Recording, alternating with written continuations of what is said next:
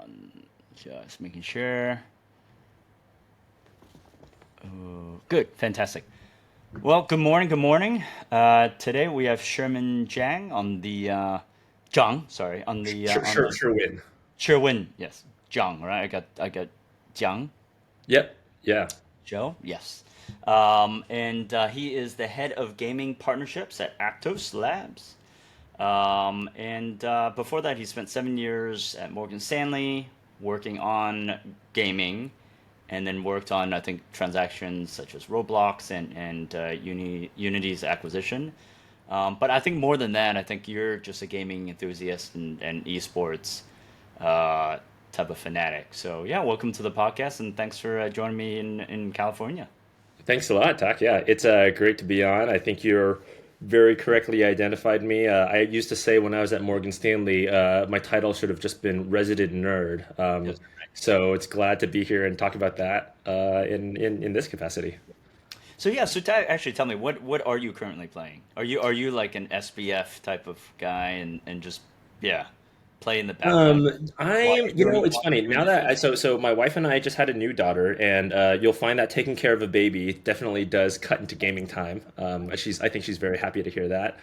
I kind of like games that like I like going really deep into games. I'm not someone who like, buys a ton of games and plays everything that comes out. I tend to like games with like a really deep learning curve and getting really into them. So in college, I played a ton of Super Smash Bros. Melee, which is the purest one. I played a lot of Dota, and right now I'm playing a bit of Marvel Snap, which is honestly a very well-made game and quite addictive.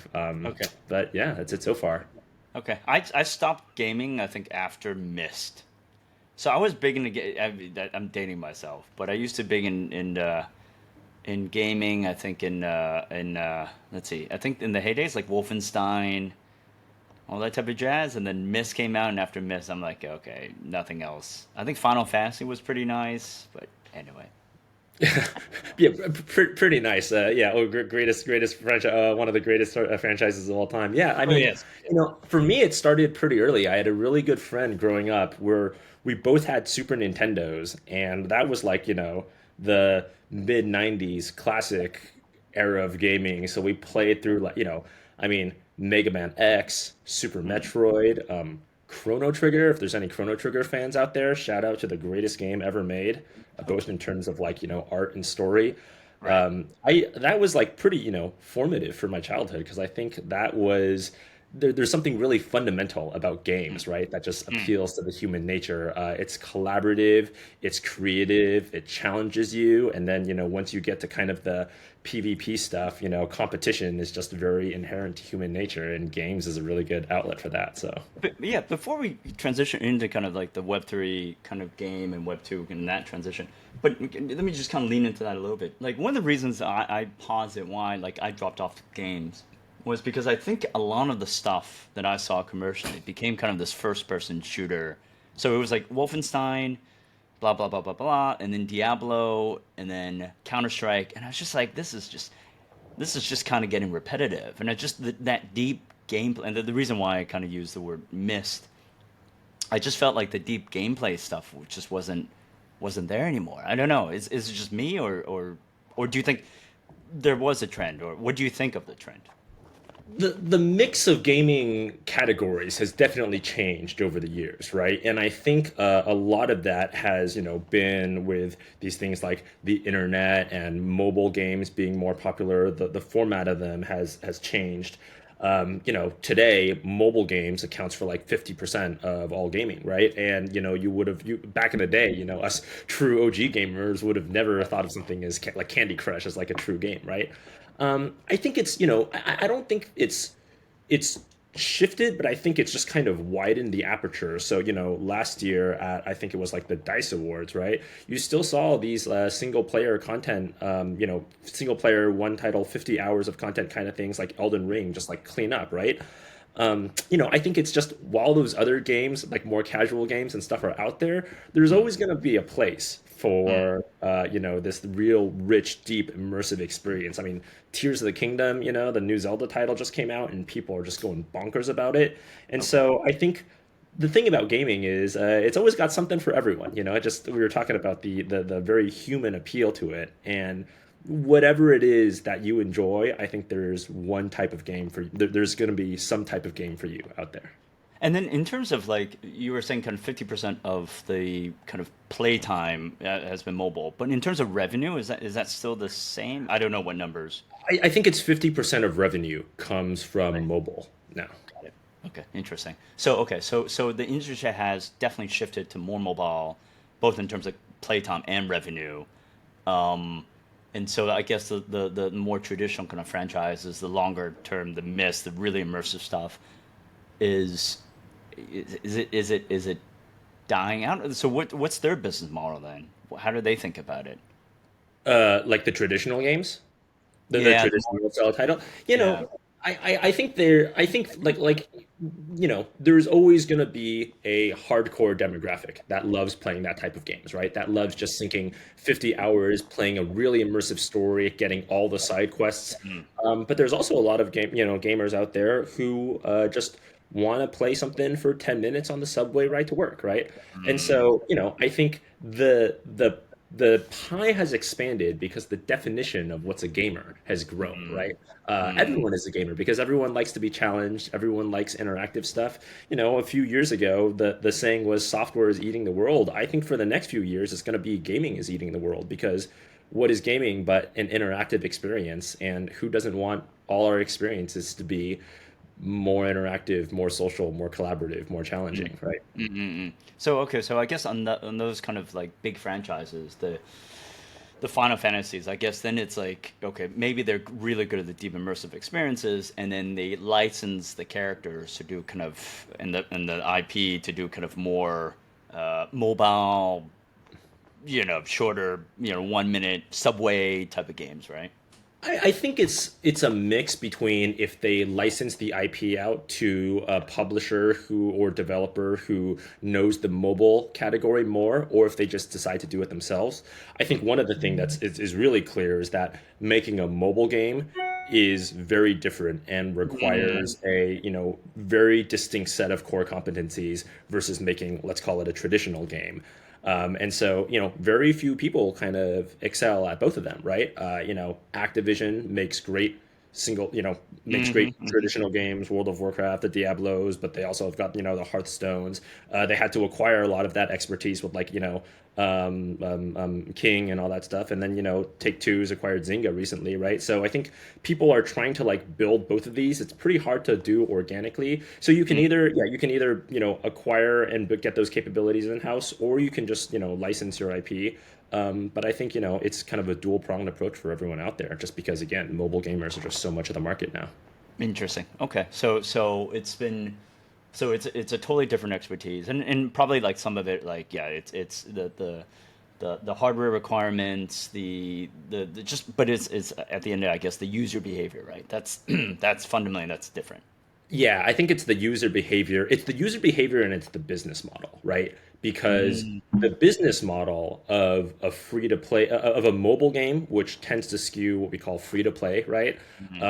is pretty different than a traditional game. And I think, if I were to think about the major innovations in the gaming landscape in the past few years, that's got to be, top three, if not top one for sure, right? So before it was, you paid $50 once Right. and you got a game. Now it's you can get the game for free, but it's consistent monetization with, microtransactions, DLC, right? And now you've got, all these games that, on Mitch Lasky's fantastic podcast, Gamecraft, he calls like forever games, right? Which are just, Mm, games like Dota or like League of Legends, where it's like one game, but mm, people keep coming back because the hero gets patched. There's like new content every season, right? mm. There's like balance. It's always competitive, so you're never playing the same game over and over again.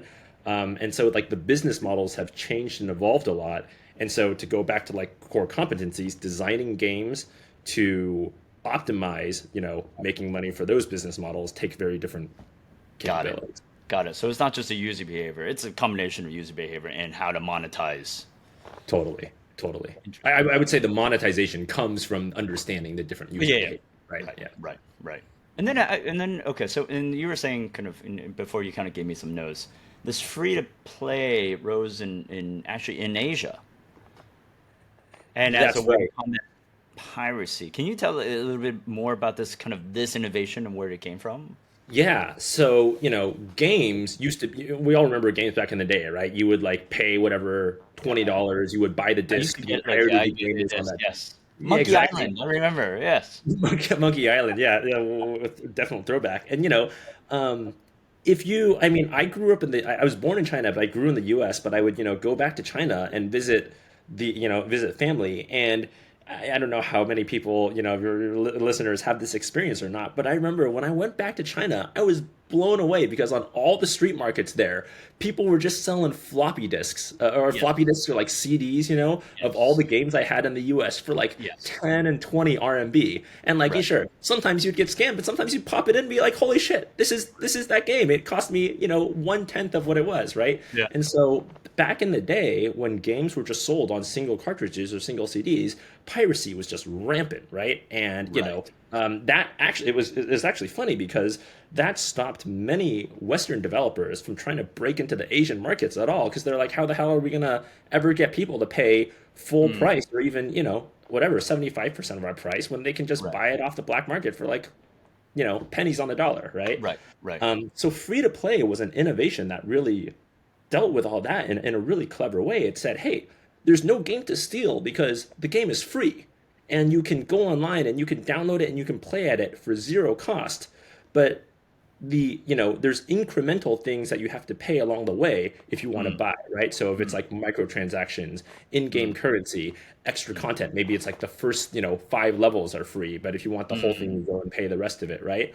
Um, all these innovations, I think, really started in Asia, and I believe it was Nexon with their game Cartrider that started mm. this trend. Um, and soon people found out that this business model was like the way to go, right? Got it. And there were a few advantages of it that were like really, really stellar. um, First, it was this concept of price elasticity, right? Okay. So before, games markets were like very segmented. Like there were kind of simpler games that were like whatever $10 all the way up to the high end, Mm, Diablo 2s of the world that were mm, like $50 when they came out, right?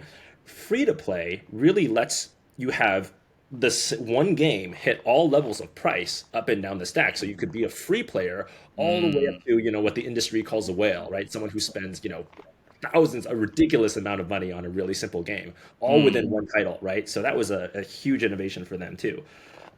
The other thing that free to play really did was it allowed games to kind of consistently monetize their users, right? So before, it was the case where you bought a game for whatever however much money, and then that company never interacted with you again until like the sequel to the mm, game came out, right? mm, mm, um, and now you can have one game that consistently has new content added or microtransactions bought that allows you to like kind of spread out your revenue over a much longer life, right? It's almost kind of like the effect that SaaS had on software, mm, not a perfect analogy but close. mm. And so, this really blew the whole thing, blew gaming wide open. And now, like we mentioned today, over like 50% of all gaming revenue is from like mobile, which skews very free to play.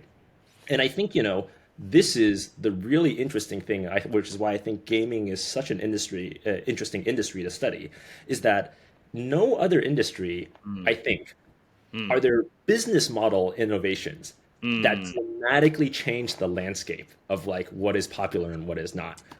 Well, There's yeah, all these things that we talked about are just different modes of value delivery, yeah. of giving value to your customers, and as a result they dramatically change what types of games are popular or what types of games are not. And I think that's super, super cool. I mean, I was actually when you kind of I was reading that, I was like, to me that look, it depends on how macro you go, right? So content, right, is generally, I think, the Netflixes, the I have lots of friends that are journalists, right? So it's like that landscape, that kind of what you wrote kind of made me think about that as well, right? The constant kind of need of change and because it in different geographies have different ways to monetize. Um, Cool. So now we kind of transition into Web3. So we kind of talked about the macro stuff. So where I know you're not tremendously, or sorry, you are skeptical, or you were skeptical, I think, of kind of this gaming dynamic into Web3, because I think some of the things that you were saying, the dynamics are a little bit inverted, right? So I think it's the gameplay I think is not as very not as fun. The economics I think were prioritized. So once people kind of stopped earning, they would just kind of move to another game. Um, but we're anything else on that front? So is to anything else that you want to add about this kind of dynamic of Web3 gaming that you've observed before we Yeah, move kind of well, into that? Web3 gaming, I think, has really been through quite a roller coaster over the past few years, right? Mm, In a couple of years ago, Web3 gaming was all the rage. Companies were raising, millions, tens of millions of dollars for these games that really promised, a new paradigm in gaming. And I think what we saw in a few months after was that kind of didn't pan out, right? And I think you mentioned a lot of the problems that happened with that first wave of Web3 games, right? Like you said, they weren't very fun.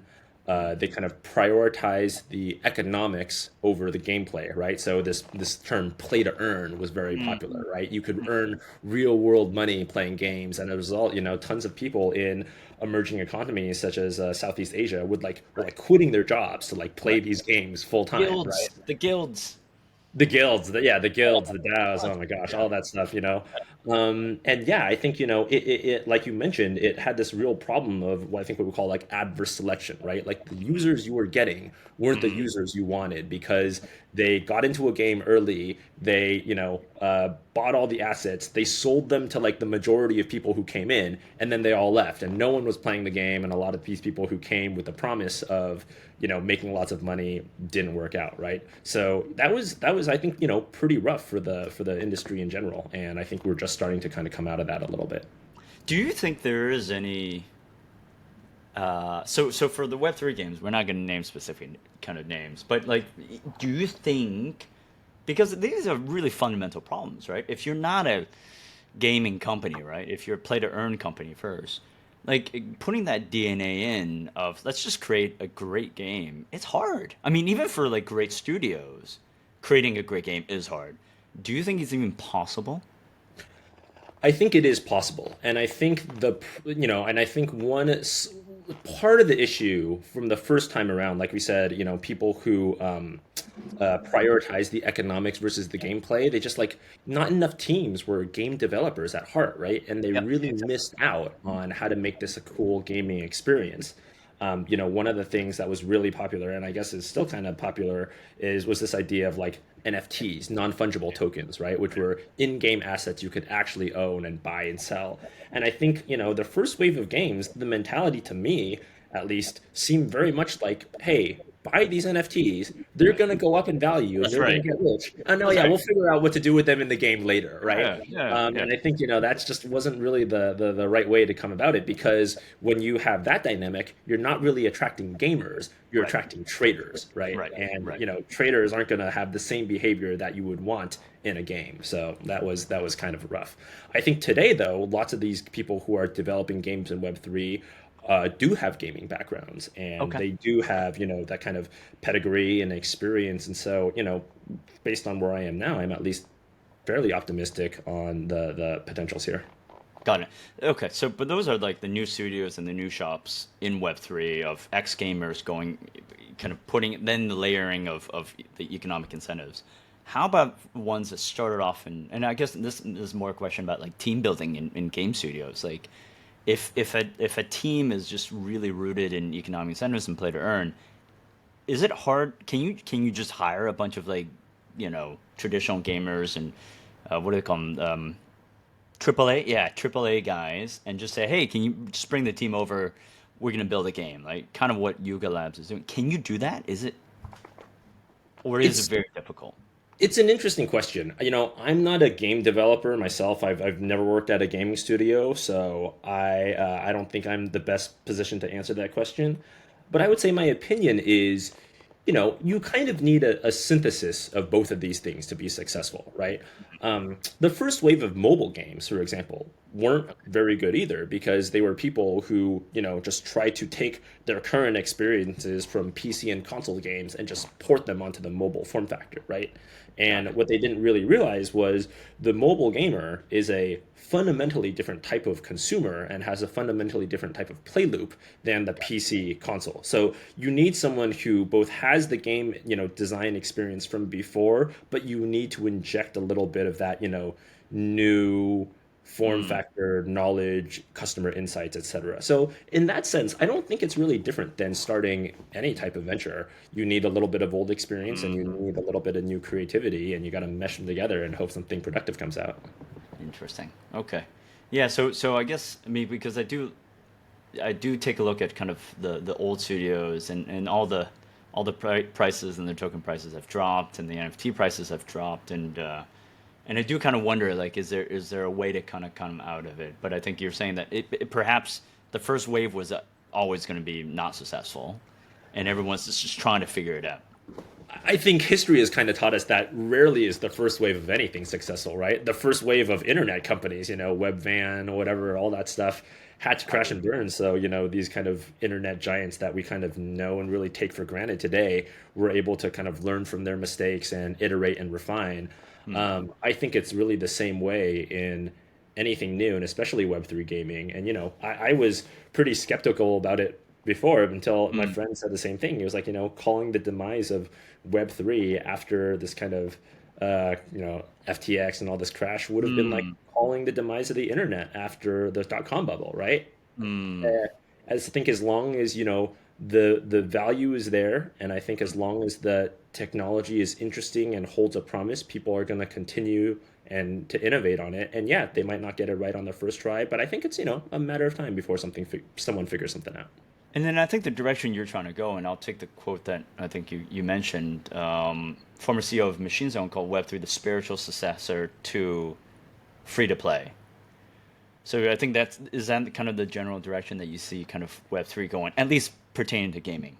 Yeah, I was at a Games Beat Summit in LA when I heard Gabe talk about this, and I think it made a lot of sense. Mm, Again, going back to the earlier statement about how gaming is a really interesting sector because business model innovations drive huge changes. mm, I think what Gabe was trying to say was that, just like free to play changed the way that value was delivered to players and consumers, Web3 also has similar promises, right? right. Things around like ownership of assets, for example, right? Things across like, moving your, in-game time and the things that you earn from them from like one game to the other, right? What people call interoperability. I think all those things are, different values, different methods of value, granting value to your players. And so, in that sense, it is a pretty big innovation, and who knows where it'll go, but at least has that promise. And so,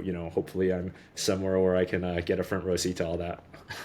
But okay, so I guess it was always kind of going down that path, right? Like you own your characters, you own your IP, or at least maybe not own, but at least have a larger share of it. And I think it's just an evolution again, slow evolution towards that. Yeah, well, I think what I would argue is today, you actually own none of that, right? Like today, it's a kind of important distinction to make. Today, when you buy a game, you're not really buying a game. You're buying the rights to play the game, right? So you don't own technically any of the stuff that you have. I mean, one example is, Activision recently cut off support for World of Warcraft and ended its partnership with NetEase. And as a result, all the people in China who had played thousands of hours of World of Warcraft just kind of lost all that time, right? Wouldn't it be good to, be able to say, hey, that's time I spent to the game. This is like Yes. my character that I've spent hours, questing and raiding and building up, and therefore, I should own part of that. I mean, I feel like that's a no-brainer to most gaming audiences, and I think that is, at least one of the promises that Web3 hopes to deliver. Right? Right. So that even if the franchise goes away or something happens or they cut off your access, you still own something, right? You own your probably the NFTs, you own the characters, right. That's right. Interesting. So, are there again, not to call name specific, but I'll just kind of ask you to name specific companies. Are there any kind of gaming companies that you think, okay, that's pretty interesting? Yeah, I think we are, I think at Aptos Labs, we're always trying to find companies that are really pushing the envelope and doing Hmm. something interesting in Web3, right? And we're trying to find companies that, aren't just trying to take a Web2 game and put like a Web3 veneer on it, but really trying to utilize the blockchain as Mm. a core part of the gameplay loop, right? Mm. So whether that's, using NFTs to like craft items, for example, right? That can, so for example, two NFTs that could come together to a third one, right? Just Mm. kind of like how you crafted items, you put gems and slots of swords in Diablo, you could do that with something that's like a non-fungible token and, traded on a marketplace, right? That seems pretty interesting. Things like,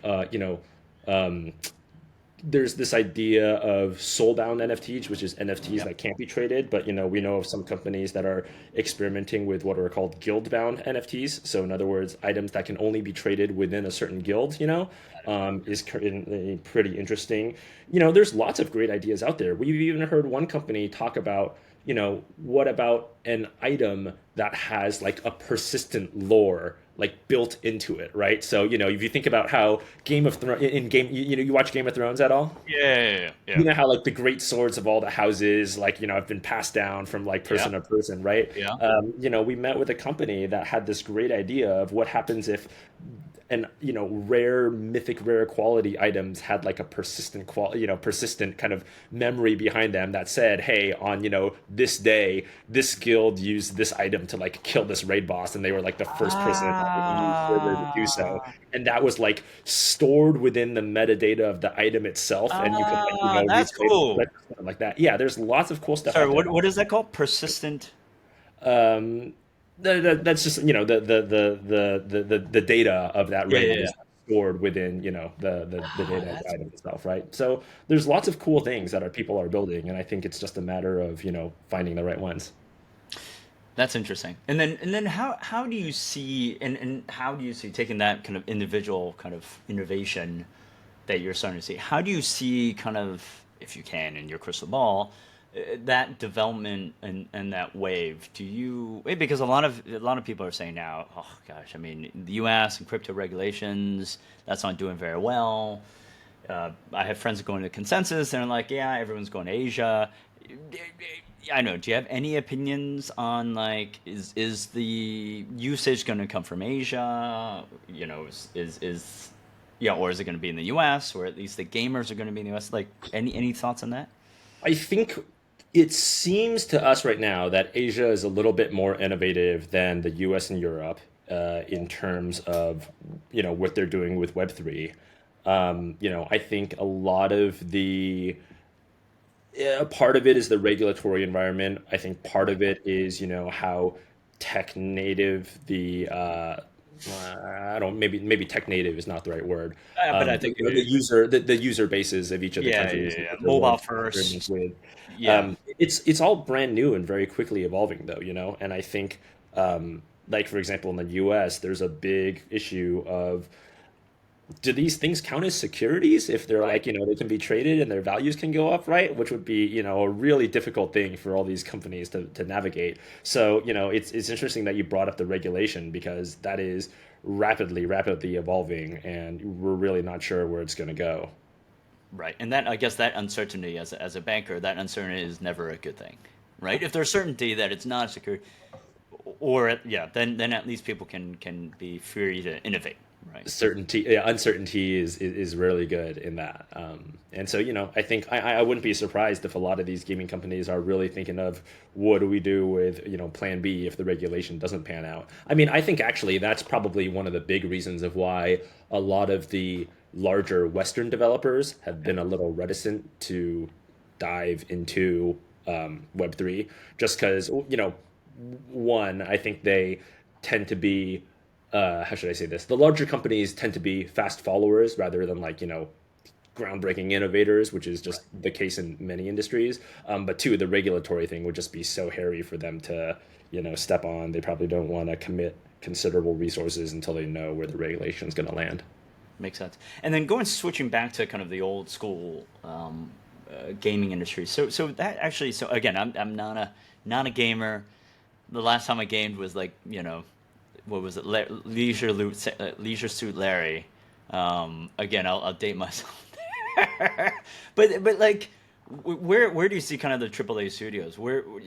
Because who there was a big AAA studio trying to buy the other one, Activision Blizzard, right? Talking Wasn't about that? Microsoft trying to buy Activision. Yeah, that's right. So Well, are they all trying to just consolidate now? Is that kind of consolidation in gaming, I think, has just always been a thing, right? right? Studios are pretty acquisitive because it's the fastest way to grow. There was a huge wave of acquisitions kind of in early 2021 when Zynga was acquired by Take-Two. Microsoft, is in regulation of acquiring Activision. Um, it's just scale matters in games, right? When Mm, I was in my banking days, we did this pretty interesting study where we looked at valuation multiples on the Y, like we did this two by two yeah, chart, and valuation multiple was on the Y axis, and got then it. we put various variables, so like growth or profitability and things like that, on the X axis to kind of Yep, see what's the kind of very rudimentary analysis, but like sure. what's Yep, the biggest driver of growth, right? And yep. for example, we find The that highest for lots correlation, yeah, well, for lots of tech companies, when right? the economy is good, the R squared between growth and multiple is Yeah. higher than the R squared between growth plus profitability and multiple, right? So investors kind of carry out growth at all costs during, the tech Mm, boom years of mm, like 20, 18, 19, 20, and stuff like that. mm. What was interesting about gaming was that, at least for a few years, the biggest indicator of valuation multiple wasn't actually growth or profitability, it was just scale. Larger companies were just valued more, and that's because there was this perception that gaming is a real hits driven business and you need, Much multiple content, at right? bats to find the next big hit, right? And I think for that reason, gaming companies are really, tend to be pretty acquisitive. um, I think the other reason is we're seeing right now IP is a huge premium. I mean, you're talking earlier about how content is king, right? And Right. I think that's always going to be true to a certain extent, especially Mm, now when we've seen multiple ways to monetize content. I mean, just look at the Super Mario Brothers movie, yeah. right? Huge hit. Yeah. The Last of Us on HBO, Yeah. very well received. Sales of the game, which is a many years old, went up like hundreds of percent after that because of this renewed interest. Right? We Right. kind Right. of Right. live in this like multi media format now, Yes. and there's a real premium on good content. And as it turns out, there is Right. a vast trove of great content in the video game Okay. So space. leaning back to that, so that X and Y axis. So you're saying for a few years the correlation between scale and multiple was high, or that was sorry, a high correlation. What happened in the other years? Well, I think what happened in the other years was, I'm not saying it's not correlated anymore, Mm, but what I'm saying is the R squared of it went down, right? And I mm. think it's because Okay. actually this idea that games is a hits driven business, I think has slowly started to erode, right?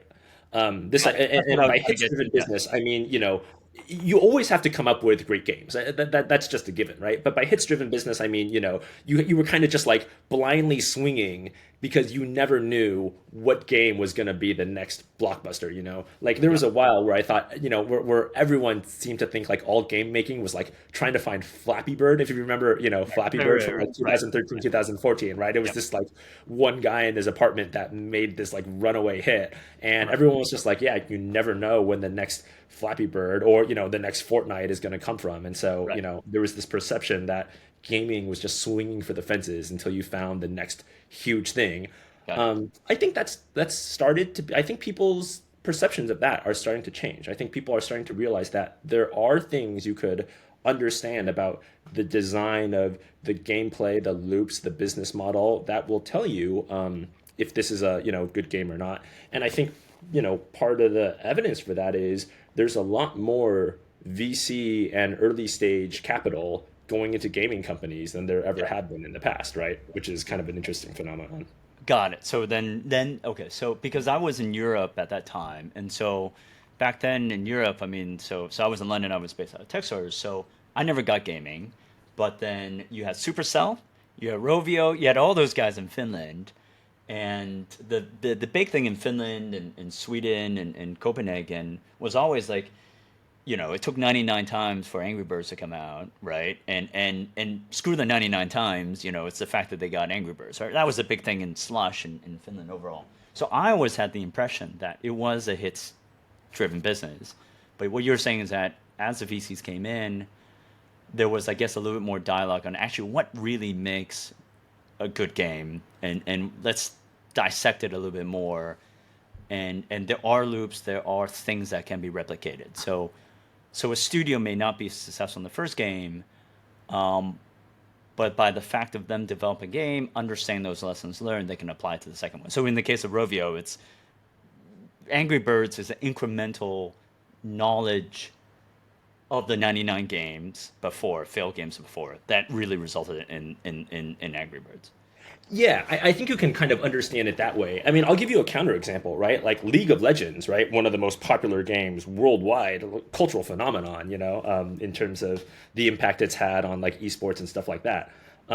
Riot Games, if you go and listen to the stories, Riot Games knew exactly what they were doing when they Got made it. League of Got Legends. it. And they had it all planned and they knew how much budget it was going to be. They had the game, they had like the game loops. They knew like what the parts of it were going to be free and what parts of it were going to be paid. They knew how they were going to like update for like seasons and like patch it and balance it. And their funding actually was like there was just like this is how much funding we're going to need to launch the game, and afterwards this thing is going to just print money. We are super confident in it, right? Got it. And if you again I mentioned this podcast Gamecraft. Mitch Lasky, the partner at Benchmark, talks about how he met these companies and was just blown away because like their reasoning and their thought process was just so there, and they were just so right and prescient about what they saw, where the industry was going.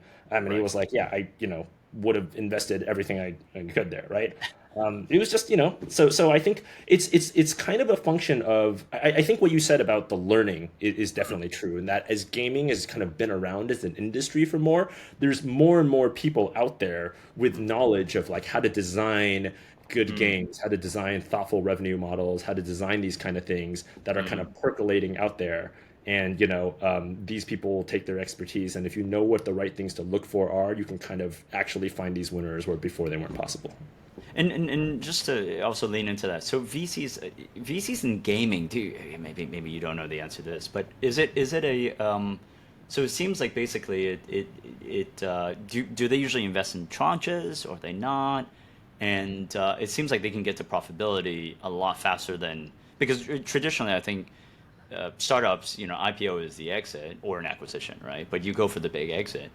Seems like gaming, you can actually get that profitability quicker and cash. You're getting cash basically. I don't know if you can get. I don't. It's an interesting question. I don't know if gaming companies reach profitability like statistically faster than internet companies or software companies, for example. So that's a really good question. But what I will say is, I think there has definitely been a phenomenon in the recent years is VCs that are dedicated to games, right? You know, Right. Makers Fund, Galaxy, Bitcraft, and then you have the large guys like Andreessen Horowitz setting up Games Mm, Fund One, right? With this idea of gaming companies are actually, that were traditionally thought of as very unpredictable, hits driven. You're just kind of swinging for the mm, fences. You can actually look at the indicators of success. And I think one of the other interesting things too is these companies don't just invest in gaming studios; they invest in gaming technology and platforms, right? So companies like Unity, right? Companies like AppLovin, as gaming as a market has grown, the value chain has gotten segmented to the point where all these other gaming services, or gaming related software, mm. have become, very successful standalone businesses on their own. Got So it. that's, something else that's pretty interesting. And then actually, and to push that a little bit forward, do they call themselves like kind of gaming fund, or is it can they even be a little bit broader, like content? because I can see the blend between gaming and content. Like, Well, for example, Andreessen calls their just Games Fund One is the name of their fund, and they just they invest in games. I think content is a little too broad. Like film is content, short-term TV is content, right? Like social media is content, and so I think these guys, a lot of these companies and funds focus on gaming in particular. and then again, kind of AAA. I always felt Europe was actually very good with gaming. Is that kind of the case, or Yeah, I think there are great studios out of Europe as well, right? right? Ubisoft very strong. There's a lot, Supercell, the companies in Helsinki you mentioned. I think it's all very distributed across the Oh, it's globe, and I think yeah, and, it's hard to say like, oh yeah, this one country is better at mm, games blanket, right? Different regions are good at different things. China, for example, has always been traditionally very strong on like mobile, right? Just because consoles never really made it to China as a market, and so there was kind of a little bit of the PC stuff, but the right. mobile stuff really took off. So it's an interesting global mix. Okay, interesting. Yeah, because when I went to Copenhagen, I was shocked at how many like small independent gaming studios there were, and then shocked, maybe not shocked, but I was just like, and it's just very fundamentally different. Like you kind of go in the office, it's a lot of fun. There's a lot of colors. Everybody wants to, everyone's like having a good time. I was like, oh, that's kind of interesting. And then I thought that it was, I guess the reason why I thought it was kind of interesting on that geographic focus was because to some degree it's kind of like Silicon Valley. It's like after you graduate from Supercell or you worked at Supercell, and you kind of came out and did your own thing. There was just kind of a bunch of small independent studios around that, right? Yeah, there's definitely I don't just like how there's like the PayPal mafia, for like Yeah, in exactly. Silicon Valley, there's Yeah. definitely lots of people who have come out of the same few numbers of companies that have gone on to accomplish great things in games. I think that, games industry is, all things considered, still pretty small and nascent. And I think people who have really been there for, multiple decades really have great experiences that can really be leveraged in lots of interesting ways. So it's a And good final, yeah. So, final question to kind of tie it all together. Um, okay, so we've talked a lot about kind of the gaming industry backwards, current, and then kind of winding it to Web3, and then kind of backwards again. Where do you? I think you were saying Web3 is an evolution of gaming. Do you think? Yeah, where is it gonna go? Is it complete that Web3 thing is gonna take over gaming, or is it again a natural evolution and it'll just grow the market share? Yeah, it's really hard for me to say. I think if I could call that, I'd be living luxuriously on an island somewhere, But so no one has a crystal ball. But I would say, look, long term, I am extremely bullish. I'm extremely positive on gaming, right? Just because I think gaming touches something very fundamental and human, and with internet and mobile technology just becoming better, the gaming experiences are only going to improve from here, right? Games are going, we all have, as humans, have the need to socialize with one another. We all want to be, in immersive environments versus just staring at a tiny screen. We all want to like collaborate and, challenge ourselves and create. And I think gaming touches all of these things, right? And, whether or not you think Web3 is going to totally revolutionize everything about gaming, who knows? But to me, I think it's just a one level step closer to, gaming delivering us these things that we talked about, socialization, challenge, collaboration, creativity, in a more seamless and effective way. And so, if you can even do that a little, it's going to be a great place to be. Cool. And actually, I did lie. I'll let you have the final words. Anything else you want to say? I thought that was a pretty good way to close it on. So thanks, Tack. Okay, cool. Thank you very much for your time. No worries.